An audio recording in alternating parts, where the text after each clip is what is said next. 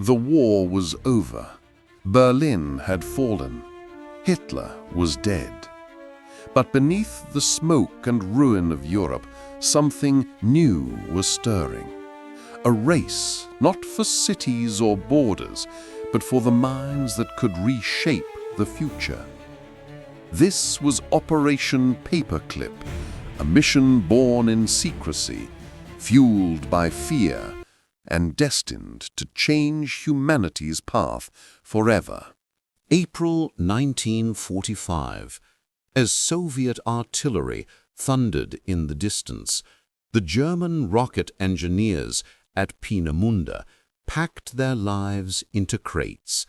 Blueprints, test notes, fuel formulas, the culmination of a decade's obsession. The V-2 rockets, their Vergeltungswaffe, had been launched by the thousands. Each one cost lives, and each one was a step toward a dream von Braun could never abandon, reaching the stars. But now those stars were blocked by falling bombs. Von Braun's brother, Magnus, recalled, "We were no longer scientists. We were fugitives with secrets too valuable to burn." That night, by the light of burning forests, the Peenemünde team fled south through Bavaria, hoping to find the Americans before the Red Army found them. The Americans had planned for this moment.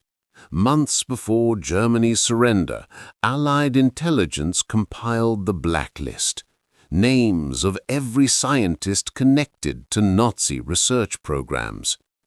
Among them, men who worked on rockets, chemical weapons, radar, and medicine. Men whose knowledge could tilt the coming Cold War. Colonel Holger Toftoy, a sharp army engineer, was one of the first to see the opportunity. He said to his team, "We can either try them in Nuremberg, or we can make sure the Russians don't." That was the dilemma, morality versus survival.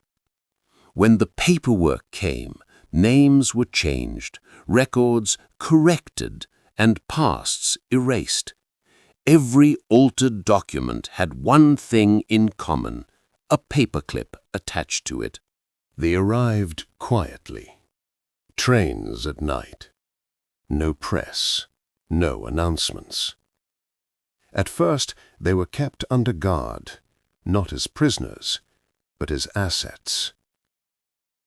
At Fort Bliss, Wernher Braun's men were given workshops filled with old Army hardware. They built small test rockets in the Texas desert, working in sweltering heat, surrounded by soldiers who didn't know who they really were. The local townsfolk called them those German professors. Some refused to speak to them. Others were fascinated. Few realized that these men had once built weapons for Hitler himself. Von Braun's charm began to win people over. He spoke fluent English, smiled easily, and preached about the future of spaceflight. He told reporters later, "I came to America not for war, but for the chance to build the future." But not everyone believed him. Inside Washington, memos circulated warning that many of the paperclip scientists had deeply compromised pasts. The files were buried, sometimes literally. One intelligence officer later admitted, "We didn't import scientists, we imported the enemy's conscience." The testing ground at White Sands, New Mexico, became their new Peenemünde. Miles of desert replaced the Baltic coast, and the roar of rockets echoed over sand instead of snow. The scientists rebuilt V-2s from leftover parts shipped from Germany. When the first one lifted off, trembling, roaring, alive, even the Americans watching were stunned. They were witnessing the birth of the missile age. The military brass wanted weapons that could carry atomic warheads. Von Braun wanted to reach the moon. "We're not building missiles," he told one general quietly. "We're building the steps to the stars." But the ghosts of Dora haunted him. Thousands of slave laborers had died assembling the V-2s underground. Some survivors recognized the paperclip scientists from camp photographs and spoke out. But the U.S. press barely covered it. America wanted heroes, not questions. And von Braun was quickly becoming one. In the East, the Soviets had captured their own set of scientists and materials. Led by Sergei Korolev, they began their own rocket race, often using German blueprints as a starting point. Both sides knew they were racing towards something bigger than weapons. They were racing to the heavens. In 1957, Korolev struck first. The launch of Sputnik turned the world upside down. A silver sphere beeping softly as it passed overhead, and a message to the West: "We are first." Panic swept through the United States. Schools reformed their science programs overnight. Funding for NASA skyrocketed. Von Braun wrote in his journal that night, "I have spent half my life trying to leave Earth, and now it feels like the Earth is leaving me behind." He was furious and inspired. In less than a year, his team launched Explorer 1, America's first satellite. It wasn't victory yet, but the race was on. In 1960, the team moved to NASA's Marshall Space Flight Center. The mission was no longer secret.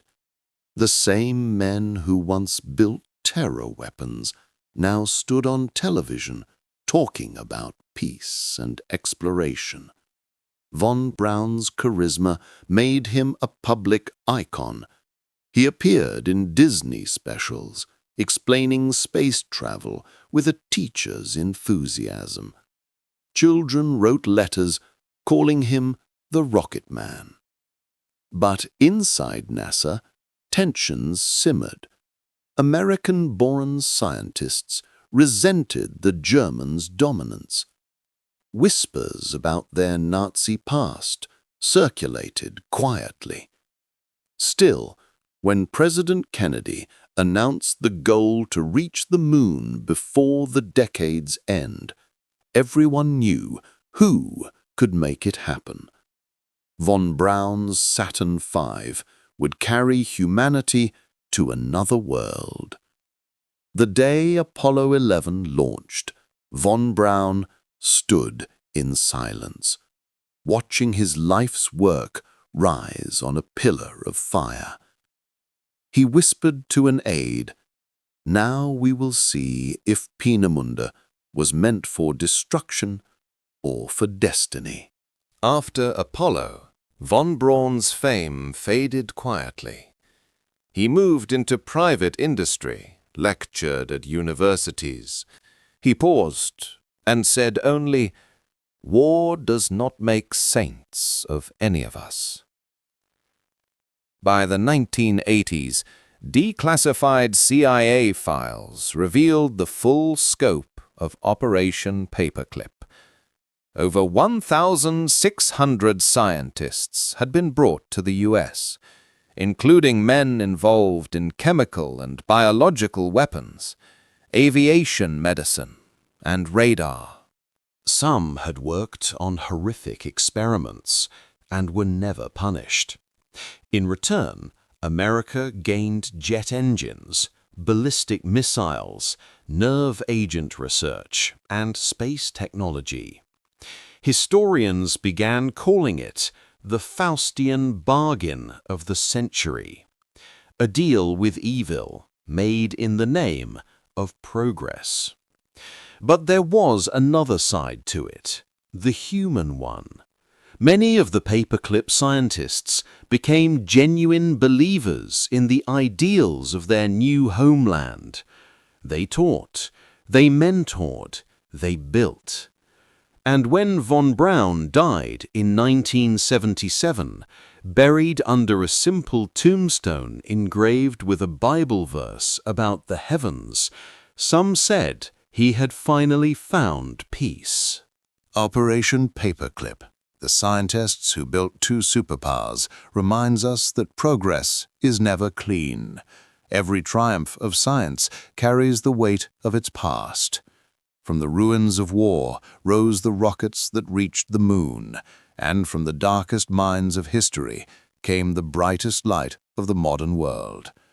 Perhaps that is humanity's greatest contradiction, that even in its pursuit of knowledge, it cannot escape its own shadow.